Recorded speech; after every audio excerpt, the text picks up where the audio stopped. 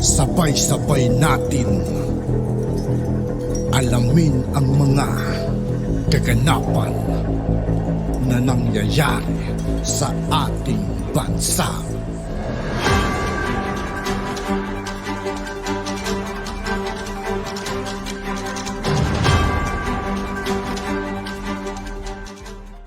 Yo, what's up mga kaibigan? This is Aitoke po again.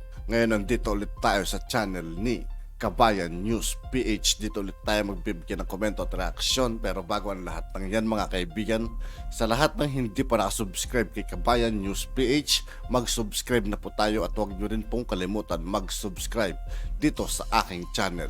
Simulan na natin mga kaibigan. Let's go! Ihan ko ang inyong pagkadismaya at galit hinggil sa mga issue. May oras para sa lahat at hindi ito ang panahon ng paninira at pamumulitika. Bad shot na yun sa akin. I mean, for me, nasaktan ako because my husband will do everything to protect you. You ran together, di ba? Sama-sama tayo babangon muli. It's complicated. Mga kabayan, sa wakas, sa kabila ng mainit at matinding pag-atake ni First Lady Lisa Araneta Marcos dito kay Vice President Inday Sara Duterte, nananatiling humble at kalmado ang Vice Presidente at sinabi niyang naiintindihan niya ang puot at galit sa kanya pero aniya hindi ito ang tamang panahon para magsiraan at mamulitika. Matatandaan na sinabi ni Lisa Araneta Marcos na bad shot na siya kay VP Sara dahil sa mga isyu kung saan ay nasaktan daw siya sa sinabi ni dating Pangulong Duterte na bangag si PBBM at gumagamit ng droga. Dahil dito agad naman na dumipensa ang Banateros Brothers na si Coach Oli na supporters ng mga Duterte. Sabi ni Oli, huwag dapat idamay si VP Inday Sara kung may kasalanan ang kanyang ama na si former President Duterte. Akala ko ba ang sinasabi nyo, hindi kasalanan ng anak ang kasalanan ng tatay? Ang kinagagalit nyo, nung nagsalita si Tatay Digong ng bangag-bangag-bangag. For discussion purposes, I may disagree na mali yung sinabi ni Tatay Digong kasi posibleng totoo. Pero, kung yun po ang punto ninyo, nagalit kayo dun sa tatay dahil nagsalita ng bangag-bangag-bangag, bakit nyo isisisi kay VP Sara? Hindi kasalanan ni Sara kung malakas siya sa taong bayan. Huwag kayong ma-insecure. Insecurities lang yan mga brad. Sabi naman ng isang political analyst, hindi niya maintindihan ang takbo ng utak nitong si First Lady at bakit nakakapagsalita siya ng ganon sa Vice Presidente. Gayong wala naman siyang mandato sa taong bayan at hindi siya inihalal ng publiko. Huwag po niyong kalimutan, ang mandato ng asawa niyo at ang mandato ni VP Sara ay para sa taong bayan. Hindi ko maintindihan kahit na anong gawin kong pabalik-baliktad sa pag-iisip, ba't nagsalita ngayon? Para saan yung pananalitang yan? At bakit teaser? Hindi na talaga yan makikipagsundo kasi may declaration na na bad shot yan sa akin. Ayon pa kay Marutikia, walang naging First Lady nito nakaraang dalawang administrasyon ni Pinoy at Duterte, pero sa ngayon tila mas nagiging magulo pa ang administrasyon ni PBBM dahil sa iba't ibang issue galing mismo sa kanyang First Lady na si Lisa Araneta Marcos. For the First Lady to say that, alam mo, wala tayong First Lady nung panahon ni President Noynoy Aquino, wala tayong First Lady nung panahon ni PRRD, di ba? Nung nagkaroon tayo ng First Lady, naaayos ang mga bagay-bagay, merong mga advokasya, pero seriously, to get involved in politics, is this really the role of a First Lady? So ang tanong ko, bakit kailangan gawin yan? Parang pinasabi mo na sa buong taong bayan, hindi na kami magkakasundo. Ano ang masasabi mo dito, kabayan? Sama-sama nating panoorin ang buong video at pakicomment nyo po ang inyong mga reaksyon at sariling opinyon. Pero bago yan, muli po ako nag-iimbita. Sa mga hindi pa po nakasubscribe sa ating channel na Kabayan News PH, pakipindot po ang subscribe button at pakiclick na rin ang notification bell para lagi kayo updated sa mga bagong upload natin na legit at napapanahong balita. Marami pong salamat. Madam First Lady, naalala nyo nung nagpadala ng video si Vice President sa UN? Vice President binastos Lenny, niya ha? ang Lenny, Oo. Vice President Lenny. Hindi ba binastos niya ang buong Pilipinas? Ay, ano yung ginawa ni Presidente, ni Vice President? Pumunta lamang siya dahil ang pinag-uusapan freedom of expression, na yun yung rinarali ng SMNI at ng kay, SMNI. kay Pastor, doon siya nagano. Oo. Mm. So nandun siya. Pag nandun ka sa isang bagay na pinaniniwalaan mo at tinitindigan mo, masama ka? Hindi ka para sa administrasyon? Hindi ba ho dapat para sa taong bayan tayo? Mm. Para sa taong bayan, wag po niyong kalimutan. Ang mandato ng asawa niyo at ang mandato ni VP Sara ay para sa taong bayan. Hindi ko maintindihan kahit na anong gawin kong pabalik-baliktad sa pag-iisip, ba't nagsalita ngayon? Mm. Para saan yung pananalitang yan? At bakit teaser? Why would you allow yourself to be used through a shorts na hindi alam ng taong bayan ano ba talaga ang pinagka-interview? Ano ba yung tinanong? 'Di ba? So sa tingin ko kasi this models the issue eh. Hindi na talaga yan makikipagsundo kasi may declaration na eh. Na bad shot yan sa akin.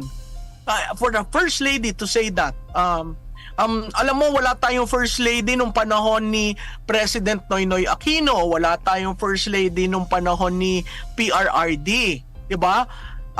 Nung nagkaroon tayo ng First Lady, naaayos ang mga bagay-bagay. Merong mga advokasya. Pero seriously, to get involved in politics, is this really the role of a First Lady? So ang tanong ko, bakit kailangan gawin yan? Parang pinasabi mo na sa buong taong bayan, hindi na kami magkakasundo. Ito na yon, this is it. Yan ba ay may blessing ng presidente? 'Di ba? So nakakalungkot dahil pwede namang hindi siya magpa-interview ng ganon. At pwedeng hindi i-splice ang interview na ganon. Kaya nga ang lahat nagsasabi, hintayin muna natin kung ano talaga yung sinabi. Ang balita ko hindi pa kaagad mailalabas yon. So bakit linabas? Bakit? In this day on an age of instant gratification and the sharing sa social media, bakit mo gustong ilabas yan ngayon? Siguro, I would suggest na si Vice President Inday Sara, na kaibigan din natin at kasama ko sa campaign, re-examine niya yung kanyang posisyon sapagkat the Vice President should be one with the President. Ito sinabi niya, okay? Kaibigan daw niya si Sara, pero dapat naman si Sara i-re-examine niya yung kanyang posisyon. Yun ang eksaktong words niya. I-re-examine ni Sara yung kanyang posisyon. Okay? Na bilang Vice President. Hanggang dyan, ha? Idiniinan ko lang. At dapat yan ay samahan niya ang Presidente, hindi taliwas sa pagpapakita ng suporta. Talagang yung dapat samahan niya ang presidente ng huwag magpapakita ng taliwas. Hindi ba sinasamahan ni VP Sara? Si Marcos, hindi nga siya sumusuway eh. Wala nga siyang masamang sinasabi kay Marcos. Di ba? Tingnan nyo, sablay dito si Gadon. yung nangyari, marami pa mga instances na nakita natin na si VP Inday Sara ay nadadala doon sa mga nasa paligid niya na siguro ay kung ano-ano mga sinusulsol sa kanya. O teka muna, ano bang sinabi ni Sara? Anong nadadala? Yung mangga? So inamin nyo, manggagamit kayo? Yung tamba? Inamin yung tambaluslos kayo? Anong masamang sinasabi ni VP Sara? Sunod nga siya ng sunod eh. Di po ba? Kung magsusuway si Sara, eto dadiretsuhin ko kayo. In my opinion, kung susuway si Sara, bukas tapos na boxing. start of the end tomorrow. Hindi agad babaliktad, pero babaliktad yan. Sooner than later. Anong punto ko? Hindi nga sumusuway si Sara. Ano bang nangyayari sa yuga doon? Sa kabagaling planeta? Sumuway ba si Sara? Anong sinuway ni Sara doon? Akala ko ba ang sinasabi nyo, hindi kasalanan ng anak ang kasalanan ng tatay? Ang kinagagalit nyo, nung nagsalita si Tatay Digong ng bangag-bangag-bangag. For discussion purposes, I may disagree na mali yung sinabi ni Tatay Digong kasi posibleng totoo. Pero, kung yun po ang punto ninyo, nagalit kayo dun sa tatay dahil nagsalita ng bangag-bangag-bangag, bakit nyo isisisi kay BP Sara? Bobo! Ay! Sablay na lang. Sablay ka doon. Sablay ka doon.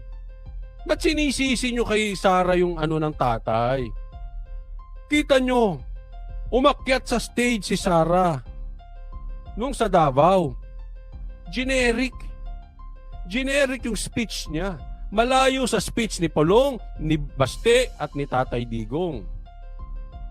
Tapos dito sa Liwasang Bonifacio, minsan lang siya nagpunta. Hindi pa nagsalita. Asan ang utak nyo? Ba't hindi nyo maintindihan? Hindi kasalanan ni Sara kung malakas siya sa taong bayan. Huwag kayong ma-insecure. Insecurities lang yan, mga brad. Sa katunayan, yung mga DDS na iba medyo tinatabangan na nga ng konti kay Sara kasi hindi nagsasalita eh. Oh, 'di ba? Hindi nga niya kinokontra si Marcos. Ano bang nangyayari? Nagiging bobo na ba tayo, mga Pilipino?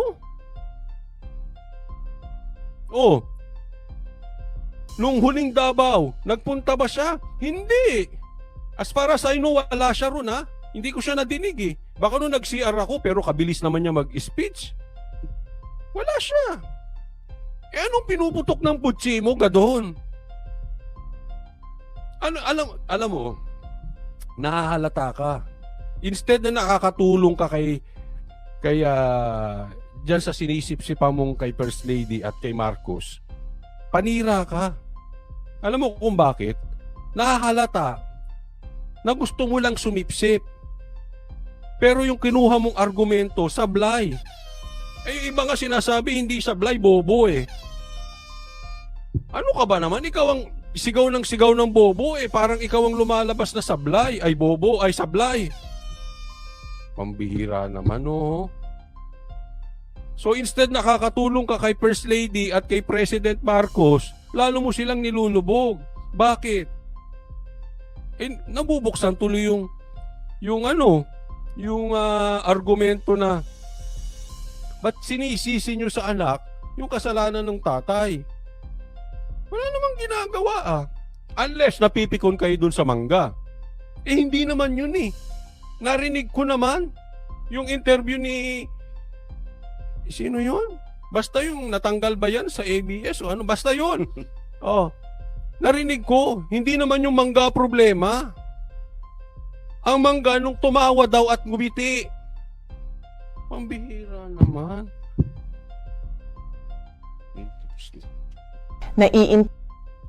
At yun nga po mga kaibigan, dito po nagtatapos ang ating reaction video.